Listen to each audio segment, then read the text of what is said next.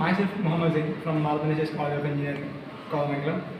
And for this year, IEEE CMD IAS humanitarian contest, I am presenting a microscope that can detect malaria using TinyML. And it only costs less than $15 when it comes to the production. And the product called MDLite. According to World Health Organization data 2022-2023, 249 million malaria cases are reported. In that, approximately 1 million is faced death. And in the overall malaria case, the 94% of these cases are uh, observed from sub-Sahara region of Africa.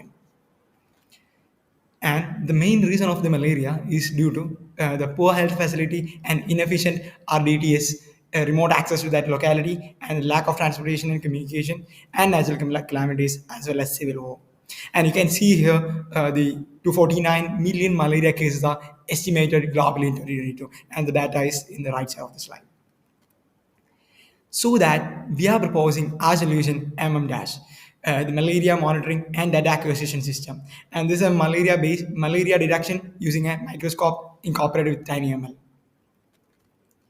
In this particular device, we will be using an ESP32S3 sense to identify the malaria cells in the blood, and it will be detecting the ruptured RBC with the ESP32S3 sense camera. Also, from the microscope, we have a communication system using LoRa. It will be transmitting the data to the nearest location that have the network coverage. And when it comes to the objective of project, it is based on a TinyML. The model is based on a TinyML algorithm, so it will be lightweight comparing to a heavy machine learning model, and we will be implementing this on the ESP32S3 sense. And after this detection of the malaria, the data will be sending to the host or the gateway through a LoRa network, and at the same time we can digitally store all the data of the infected person, and we can do the needful for them. And how it works.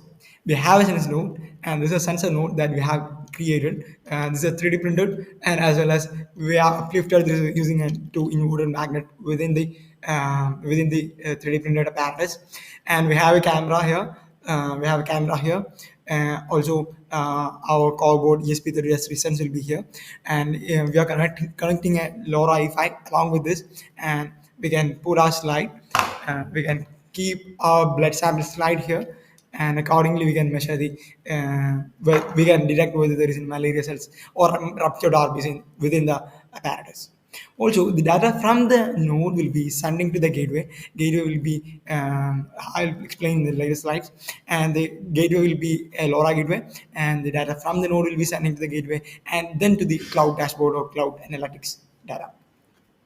And in the left side, you can see our apparatus that I have shown, MD-Lite device as a device. And the right side, you can see that the LoRa gateway. And from the node to the gateway, the data transmitting using LoRa. And there's a 3.5 dBi antenna you can see here within the LoRa sense cap onto gateway.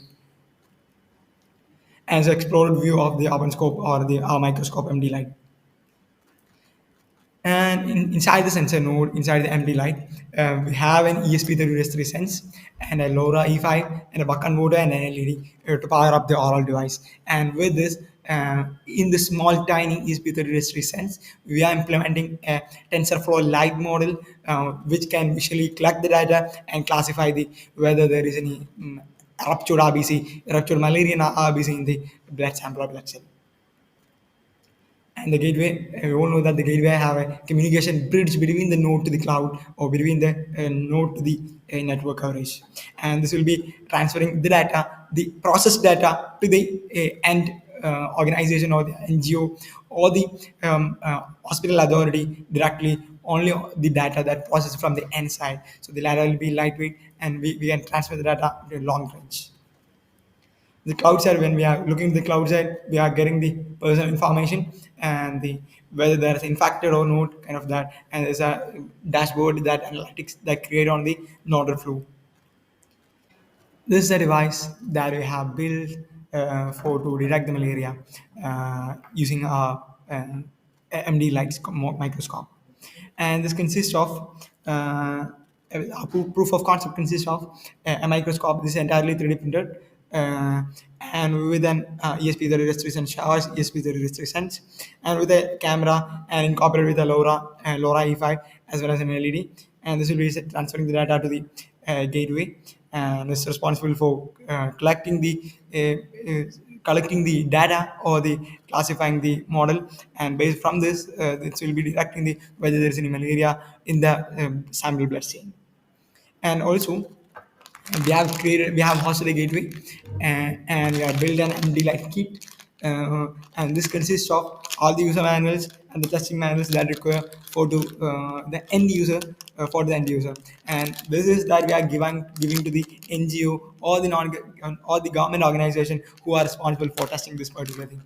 And this will be containing everything, and this will be a like DIY kind of microscope, and this will be as a preliminary test for malaria. And when in our test, before initial calibration, we have got a result that you have seen the left side of the screen, and that's not clear. And in the middle side, you can see that the proper RVC that we have obtained from our microscope, this particular tiny microscope. And in the right side, after 1 day of our blood samples chain, they're all dead RBC, ruptured or the dead RBC that you can see in the right side of the screen. And it's a usual RBC and it's collected from my personal blood, and that are shown here. And in here, you can see that we have already explained that I'm implementing a TinyML model, and it's lightweight, and we can implement that TinyML model in the embedded hardware. It's based on TensorFlow Lite. And for training this particular machine learning data model, we have collected the data from the WHO official website, and they have some of the organization have published tons of paper based on this data, and they successfully implemented this in a heavy machine learning model. And they have implemented all these machine learning models in the heavy machine learning, but we are implementing here on a tiny device called Xiao ESP30 Res3 Sense. That's from Seed Studio, and it only costs a lesser and approximately 1,200 rupees. We can build this entire device with this functionality.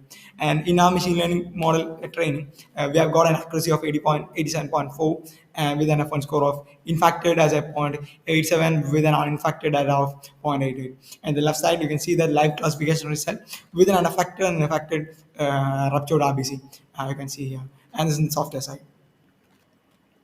And this is how the empty light kit manual looks like, and how to collect the blood sample and then stain them, and then using the MD light hardware, they can put this blood sample slide on the top of the device, and if there is any malaria occurs, data will be sending to the RD, and at the time the doctor can consult as well as the user can consult them as well. And this will all in one device, and this manual will be giving along with our device package. And this is a technology that we have used for building this entire device. And the more important thing is everything is open source, and anyone can replicate this particular device for their own needs.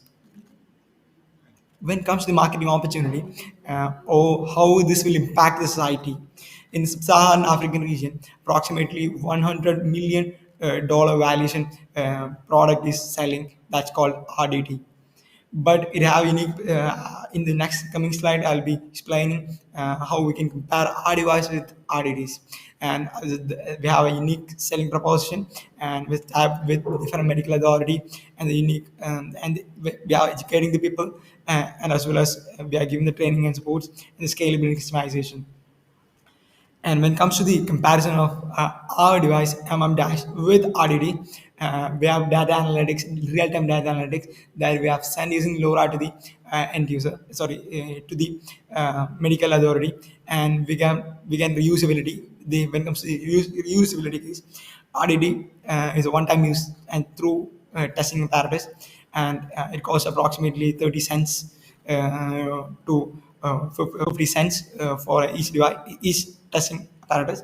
But in our case, we can test multiple thousands of samples with this small device, and it only costs approximately 1,800 rupees. And approximately, when comparing the dollars, it will approximately nearly $20 and below that. When we are manufacturing this in mass production, we can reduce up to $13 in and around. And we are when comparing both the cost efficient and they already have rapid test result.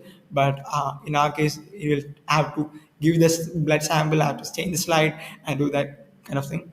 When it comes to scalability, the dash will be in front of the line, and as well as in the look into the real time monitoring, dash will be playing the major role.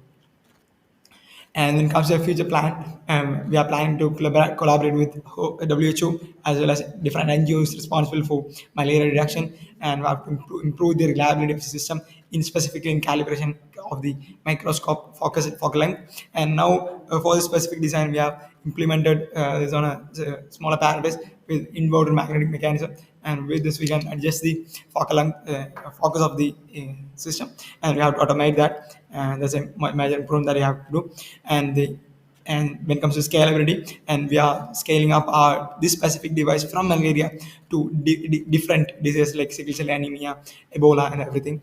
And for that we have to improve the accuracy of the sensor, the accuracy of the camera. So we are looking for like higher end camera.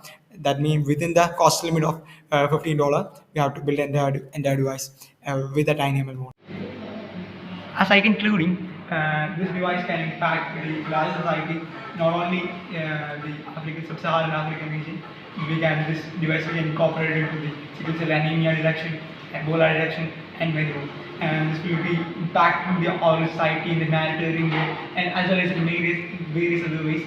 And I'm sure this will be helping a lot of people and to solve their problem and real life problem, and this will be impacting their life and their real life, and this will be contributing to the overall life of our each citizen in all around the globe. And with that, I'm winding up. Thank you.